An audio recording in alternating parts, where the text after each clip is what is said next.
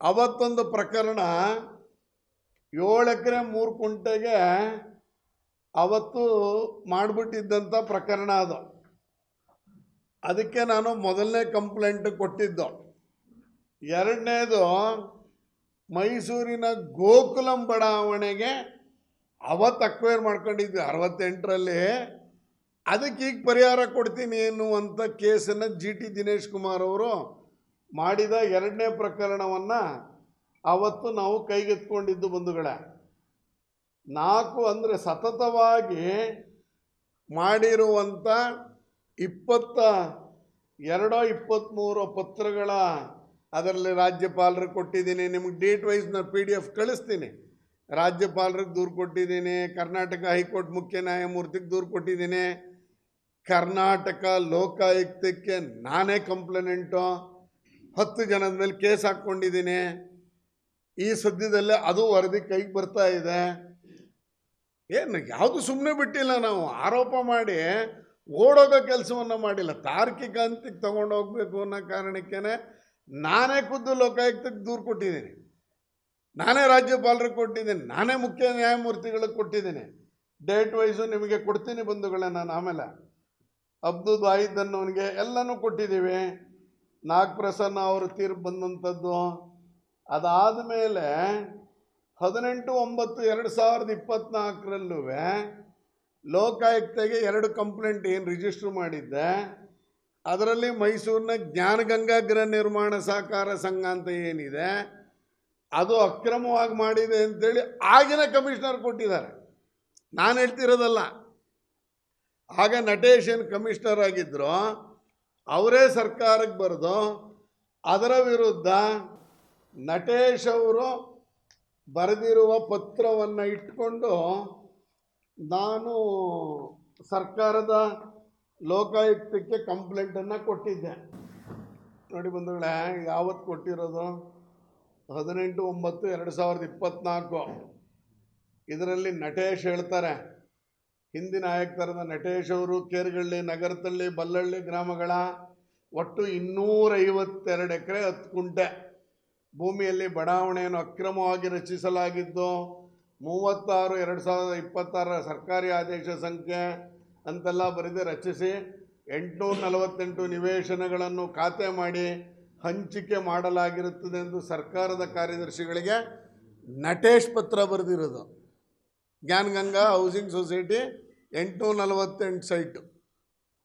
ಅಂದರೆ ಮೈಸೂರು ನಗರದ ಮೂಡಾದ ಒಳಗಡೆ ನಡೆದಿರುವಂಥ ಯಾವ ಪ್ರಕರಣವನ್ನು ನಮ್ಮ ಗಮನಕ್ಕೆ ಬಂದಿರುವಂಥ, ನಾನು MLA ಆದಮೇಲೆ ನಡೆದಿರುವಂಥ ಯಾವ ಪ್ರಕರಣದಲ್ಲೂ ಹಿಂದೆ ಸರಿದಿಲ್ಲ ಬಂಧುಗಳೇ. ನೋಡಿ, ಚಾಮುಂಡೇಶ್ವರಿ ಸರ್ವೋದಯ ಸಹಕಾರ ಸಂಘದ್ದು ದಟ್ಗಳ್ಳಿ ವಿಷಯವನ್ನು ನಾವು ಮಾಡಿದ್ವಿ. ದಟ್ಗಳ್ಳಿ ವಿಷಯದಲ್ಲಿ ಬಂದಾಗ ಇದಕ್ಕೆ ಸಂಬಂಧಪಟ್ಟಂಗೆ 48 ಜನಕ್ಕೆ ಮೂಡಾದವರು ಖಾತೆ ಮಾಡಿ ಕೊಟ್ಬಿಟ್ಟಿದ್ರು ದಿನೇಶ್ ಕುಮಾರ್. ಆ ಕಂಪ್ನಿನೇ ಇಲ್ಲ, ಇರಲಿ ಅದಕ್ಕೆ ಅವರೊಂದು 2 ಪೇಪರಲ್ಲಿ ದೀರ್ಘವಾದಂಥ 2 ಕಾಲಮನ್ನು ನೋಡಿ ಇದಕ್ಕೆ ಕೊಟ್ಟು ಅಡ್ವರ್ಟೈಸ್ಮೆಂಟ್ ಕೊಟ್ಟು ಸನ್ಮಾನ್ಯ ಶಾಸಕರು ಏನೇನೋ ಹೇಳಿದ್ದಾರೆ ಅಂತೆಲ್ಲ ಕೊಟ್ಟಿದ್ರು. ಆ 48 ಖಾತೆಗಳನ್ನು ರದ್ದು ಮಾಡಿಸಿ, ರದ್ದು ಮಾಡಿದ್ರೆ ಸಾಲಲ್ಲ, ಕೋರ್ಟ್ಗೆ ಹಾಕೋಬೇಕು, ನ್ಯಾಯಾಲಯಕ್ಕೆ. ನ್ಯಾಯಾಲಯದಲ್ಲಿ ಹೋಗಿ ಕಮಿಷನರು ಅವ್ರನ್ನ ಪಾರ್ಟಿ ಮಾಡಿ ಇಂಡಿವಿಜುವಲ್ ಯಾರ್ಯಾರಿಗೆ 48 ಸೈಟ್ಗಳನ್ನ ಮಾಡಿದ್ರು ಅವರ ಹೆಸರನ್ನ ಕೂರಿಸಿ ಕ್ಯಾನ್ಸಲೇಷನ್ಗೆ ಮಾಡುವಂಥ ಪ್ರಕ್ರಿಯೆಗೆ ನಾನು ರಾಜ್ಯದ ಮುಖ್ಯ ಕಾರ್ಯದರ್ಶಿಗಳಿಗೆ, ರಾಜ್ಯದ ಎಲ್ರಿಗೂ ಪತ್ರ ಬರೆದಿದ್ದು 13/4/2026 ಪತ್ರ ಬರೆದಿದ್ದೆ. ಏನು ಒಟ್ಟು ನೀವು 48 ಮಾರಾಟ ಮಾಡಿರುವ ಸೈಟ್ಗಳನ್ನ ನೀವು ರದ್ದು ಮಾಡಿಲ್ಲ, ಸಿವಿಲ್ ಮೊಕದ್ದಮೆನ ಹೂಡಬೇಕು ಅನ್ನುವಂಥ ಮನವಿ ಕೊಟ್ಟಿದ ನಂತರ ಮೂಡಾದವರು ಆ ಸೈಟ್ಗಳನ್ನ ವಿಷಯದಲ್ಲಿ ಕೇಸ್ ಹಾಕಿದ್ರು. ಈಗ 48ರಲ್ಲಿ 43 ಜನರ ವಿರುದ್ಧ ಸಿವಿಲ್ ಕೇಸ್ಗಳನ್ನ ದಾಖಲು ಮಾಡಿದ್ದಾರೆ. ಇದಕ್ಕೆ ನಾನು ಅಭಿನಂದನೆಯನ್ನು ಸಲ್ಲಿಸ್ತೀನಿ. ಇದಕ್ಕೆ ಜಿಲ್ಲಾಧಿಕಾರಿಗೆ, ರಕ್ಷಿತ್ ಅವರಿಗೆ, ಆಗಿನ ಕಮಿಷನರು, ಯಾರ್ಯಾರು ಲೀಗಲ್ ಟೀಮ್ ಇತ್ತು ಇವರೆಲ್ರಿಗೂ ನಾನು ಅಭಿನಂದನೆಯನ್ನು ಸಲ್ಲಿಸ್ತೀನಿ. ಕೇಸ್ ಮಾಡಿದ್ದಾರೆ, ಆದರೆ ಅಟೆಂಡ್ ಆಗ್ತಿಲ್ಲ ಬಂಧುಗಳೇ. ನೋಡಿ, ಕೇಸ್ ಮಾಡೋದು ಮಾಡಿಬಿಟ್ರು, ವಾದ ಮಾಡೋಕ್ಕೆ ಹೋಗ್ಬೇಕಲ್ಲ, ವಾದ ಮಾಡೋಕ್ಕೆ ಹೋಗಿಲ್ಲ. ವಾದ ಮಾಡದೇ ಇರುವಂಥ ಮೊನ್ನೆ ನಾವು ತೆಗೆದ ಮೇಲೆ ಕೇಸ್ ಡೀಟೇಲು 19/8 ಕೇಸ್ ಇತ್ತು ಬಂಧುಗಳೇ. ಈಗ 26/10/2026 ಈ 43 ಜನ, 48ರಲ್ಲಿ 43 ಯಾಕೆ ಅಂದರೆ 5 ಜನಕ್ಕೆ ಸೇಲ್ ಡೀಡ್ ಮಾಡಿರಲಿಲ್ಲ. ಹಾಗಾಗಿ 43 ಜನದ ವಿರುದ್ಧ ಮೈಸೂರಿನ ಕೋರ್ಟಲ್ಲಿ ದಾವೆಯನ್ನು ಹೂಡಿದ್ದಾರೆ, ಸ್ವಾಗತಿಸ್ತೀನಿ. ಆದರೆ ಸರಿಯಾದಂಥ ರೀತಿಯಲ್ಲಿ ನೀವು ವಾದಕ್ಕೂ ಹೋಗಿಲ್ಲ ಅನ್ನುವಂಥದ್ದು ಕೇಸ್ ಡೀಟೇಲ್ ನೋಡಿದ್ರೆ ಹುಡುಕಿದ್ರೆ ಗೊತ್ತಾಗ್ತಿದೆ. 26/10 ಮತ್ತೆ ಅಕ್ಟೋಬರ್ ತಿಂಗಳಲ್ಲಿದೆ.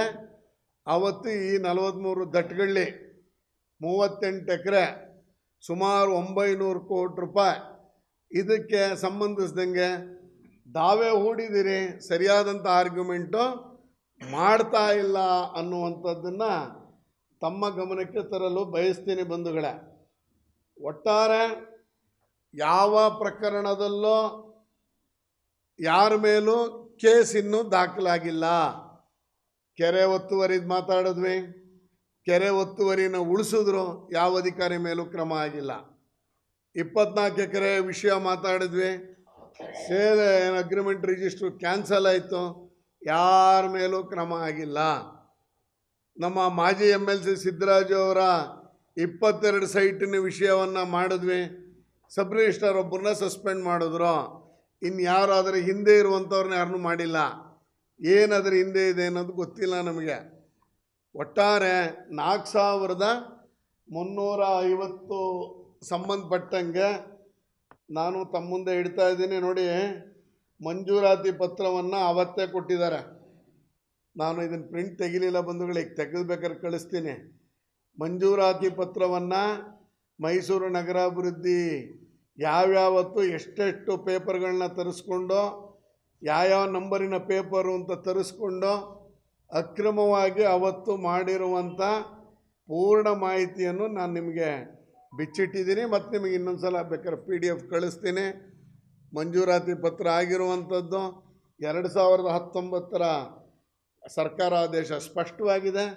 2019 ಆಗಿರುವಂಥ ಎಲ್ಲ 50-50 ಜೊತೆಗೆ ಬದಲಿ ನಿವೇಶನ ಅನ್ನುವಂಥ ಏನು ದಂಧೆ ನಡೀತಾ ಇತ್ತು, ಆ ಎಲ್ಲ ದಂಧೆಗಳಿಗೂ ಕಡಿವಾಣ ಹಾಕಿ ಒಬ್ಬ ಒಳ್ಳೆಯ ನಗರಾಭಿವೃದ್ಧಿ ಸಚಿವರಾಗಿ ಮೈಸೂರಿನ ಚಾಮುಂಡೇಶ್ವರಿಯ ಕೃಪೆಯಿಂದ ಏನು ಸಿದ್ದರಾಮಯ್ಯನವ್ರಿಗೆ ಅವತ್ತು 257 ಮತಗಳಿಂದ ಏನು ಪುನರ್ಜನ್ಮ ಅಂತ ಕೊಟ್ಟಿದ್ರು, ಆ ಒಂದು ನಿಟ್ಟಿನಲ್ಲಿ ಚಾಮುಂಡೇಶ್ವರಿಯ ಸಾಯಿ ಸನ್ನಿಧಿಯಲ್ಲಿ ನಡೀತಾ ಇರುವಂಥ ಇಷ್ಟೊಂದು ಅಕ್ರಮಗಳೇನಿದೆ ಇದಕ್ಕೆ ಕಡಿವಾಣ ಹಾಕ್ಕೊಡಿ.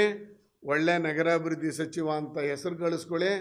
ದಯಮಾಡಿ ಭೈರತಿ ಸುರೇಶ್ ಥರ ಹೆಲಿಕಾಪ್ಟ್ರಲ್ಲಿ ಬಂದು ಫೈಲ್ನೂ ಹೊತ್ಕೊಂಡೋಗಿ ಇಲ್ಲೂ ಅನೇಕ ಫೈಲ್ಗಳು ಇವತ್ತೂ ಸಿಗದೆ ಇರೋ ಹಂಗೆ ಮಾಡಿಕೊಂಡ್ರು ಅಂತ ಏನು ಅವತ್ತಿಂದ ಆರೋಪ ಮಾಡ್ತಾಯಿದ್ವಿ. ಒಬ್ಬ ಕಾಂಗ್ರೆಸ್ಸಿನ ನಾಯಕ ಅದರ ಬಗ್ಗೆ ಚಕಾರ ಎತ್ತಿಲ್ಲ ಬಂಧುಗಳೇ. ನಾವು ಹೇಳ್ತಿರುವ ಇಷ್ಟೂ ಪ್ರಕರಣಗಳಿಗೆ ದಾಖಲೆಗಳನ್ನು ಇಟ್ಕೊಂಡು ನಾವು ಬಿಡುಗಡೆ ಮಾಡಿದ್ದೀವಿ. ತಮ್ಮ ಮುಖಾಂತರ ಮತ್ತೊಮ್ಮೆ ಆಗ್ರಹ ಮಾಡ್ತಾಯಿದ್ದೀನಿ,